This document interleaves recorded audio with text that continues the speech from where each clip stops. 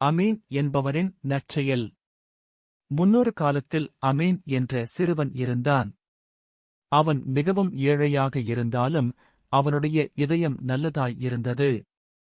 ஒருநாள் பள்ளிவாசலுக்கு சென்று கொண்டிருந்தபோது பாதையில் ஒரு முதியவர் காய்கறிகள் கொண்ட கூடை தூக்க முடியாமல் வலித்துக் கொண்டு இருந்தார். யாரும் கவனிக்கவில்லை. ஆனால் அமீன் அந்த முதியவரை பார்த்தவுடன் ஓடி சென்று உதவினான். முதியவர் ஆச்சரியப்பட்டு கேட்டார், மகனே, உனக்கு தாமதமாகிவிடும், ஏன் எனக்கு உதவுகிறாய்?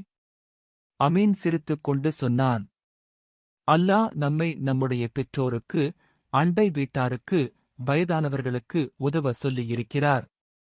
அதனால்தான். அந்த முதியவர் மிகவும் நெகிழ்ந்து அமீனை ஆசீர்வதித்தார்.